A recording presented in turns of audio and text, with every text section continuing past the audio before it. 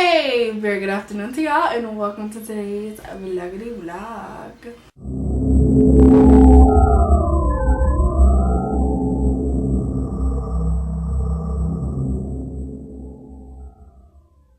Okay, so today's vlog is going to be a little bit different than what I'm used to doing. Usually with my daily vlogs, I walk around and I just vlog my life. But today I kind of wanted to do something different and talk to y'all about something that's super close to my heart and super important to me.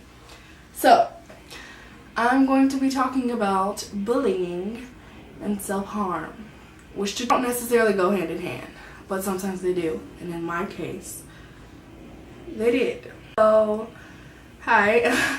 This is gonna be weird. Okay, so I'm 21 years old. I just turned 21. And for y'all who don't know me, my name is Blackman.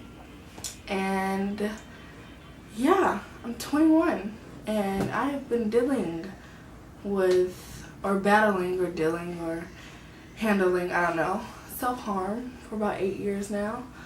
I started cutting, which is my form of self-harm, when I was 13. And it was a mixture of things that took me to that place, that got me there. There was a lot of stuff going on at home that I didn't quite know how to deal with, and so I dealt with it, I guess, in the only way I knew how. And I was bullied, and so we'll start with the bullying. So from 4th to 7th grade, I was bullied crazily. Like, these kids hated my guts, and I'm not being dramatic. They literally hated me. And to this day, I still don't know exactly why. I mean, I got called the fat girl, of course, because I am heavy. I got told I stink. I got told that I was ugly. I got, like, any and every insult that you could ever think of, basically, was told to me. That stunted my social skills tremendously, and I had a very hard time. I still have a very hard time communicating with people that I don't already know, because I built up a wall around myself, and so I didn't talk to people.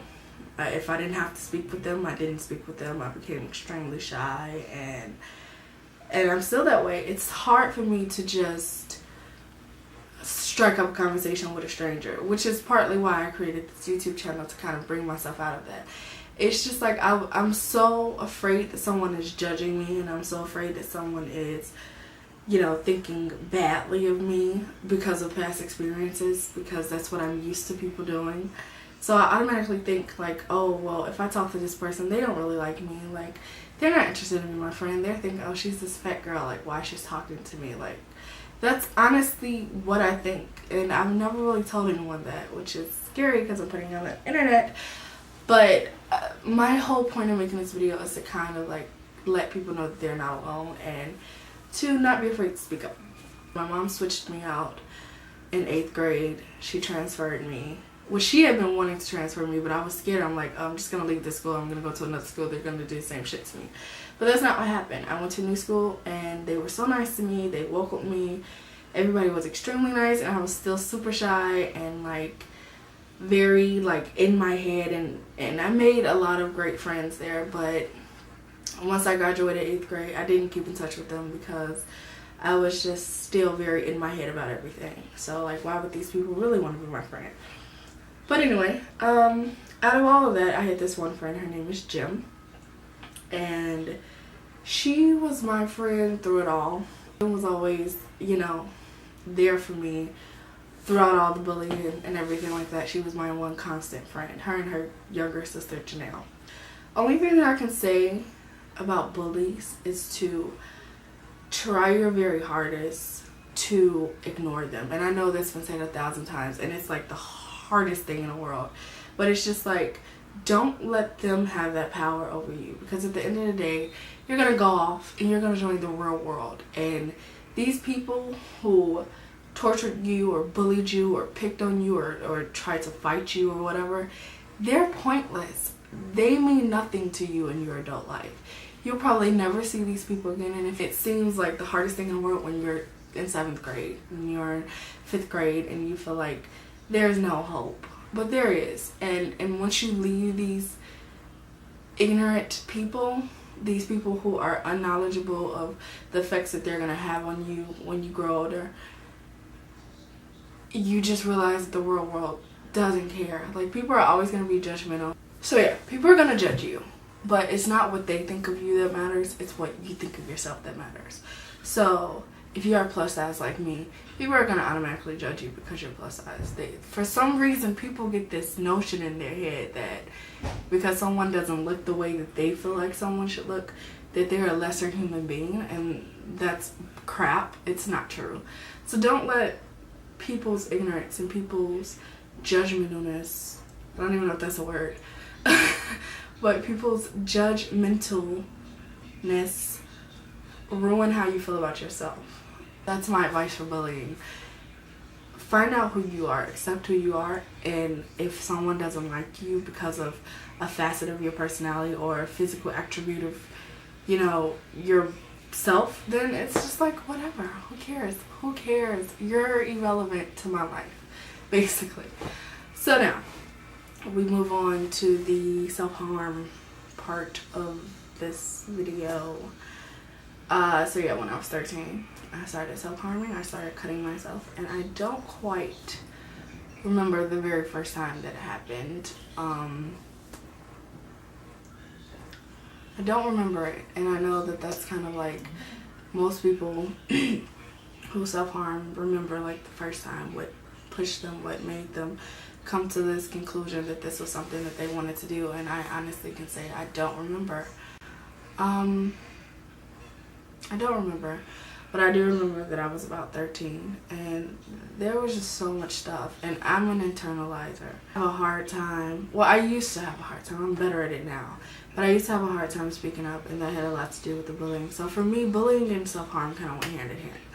So no way, shape, or form am I promoting this, no way, shape, or form am I saying this is what you should do. I'm telling you about my story to help you decide not to do something like this. So anyway, so I had internalized my feelings, everything that was going on in my life. I built it up inside. It's just like, I didn't feel like I had a voice.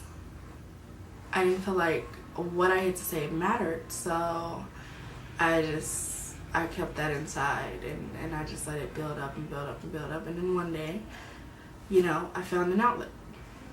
And my outlet was cutting myself. And it was one of the worst decisions that I could ever make in my life. And it's just like, it went on. I still struggle with this. I want people to know that this is not a joke, because a lot of people take self-harm as a joke, but it's not. It's an addiction in a way. It may not be like heroin or crack or cocaine or whatever, but it is an addiction in itself. And so I always looked at it as self-harm was my way of putting a physical to an emotional pain. I don't know if that necessarily makes sense, but for me it was, I'm a visual person, right? So all this pain that I was feeling inside, I couldn't see it. It was very internalized, so that was my way of inflicting that emotional pain that I was going through in a physical way, inflicting it on myself in a physical way. So all of these emotional scars, all this emotional pain had a physical place on my body, and I could see it, and it helped me understand it more. And so yeah, I mean, I would hide it, of course. My parents never knew. The only person who knew was Jim, and I confided in her and everything, and she helped me so much. She was my rock. She was the person that if I felt like I was slipping or I felt like I was about to cut or anything, I would call her and she would talk me down. And it worked a lot of the times, but at the same time, in those moments of you're so upset, you're not thinking about calling someone. You're just thinking about, you want to do this and get it over with and this release. You need this release. And that's what it was for me. It was a release. But I always felt 30 times worse afterwards. Like, I would be in pain, I would be going through it, and then I would cut, and then it would feel great for about 5 seconds. And then I would feel like crap. I feel like shit because I just did something that solved nothing. Like, it's a temporary, you know, solution for something that's way more deeper than just slicing your skin. It's a year. From about 2008, no, it was 2009 to like 2010 that I was completely, I had no slip-ups. I stayed strong, and then something happened, and I overheard a family member calling me fat, and this family member was super close to me, and so it hurt me super badly. Like, it was like I've already been through this with people, strangers I don't know, and for you to say this in the way that you said it, you know, it was very like traumatizing. So I slipped up, and that ended that. And so after a year of being completely like clean with this, I slipped up. And it happens if you're a self-harmer. You're gonna slip up. It's like an addiction. You're gonna slip up, you're gonna get clean, you're gonna slip up, you're gonna get clean. And after that, I was very upset with myself. I felt disgusted in what I did. And so I was clean again for like 2 years. Or no, I wasn't. It was like a year, and then it happened again, and then 2 years. I do believe I was good for 2 years, and that was 2012 to 2014. And 2014, which is the very last time that I've done it, something else happened with a family member, and I freaked out, and I went back to old habits. And what I'm saying is, if you do self-harm, you have to come to the realization that it might happen again. But you also have to set in your mind that this is not something that you're okay with. This is not something that you want to condone. So you just have to work extremely hard not to. Don't find excuses to do it, because it's very easy to do that, to find excuses and kind of be like, oh, well, you know, it's okay because I only did it this one time, so next time I'll be better. Of course, encourage yourself if you slip to say, okay, this was just one mess up.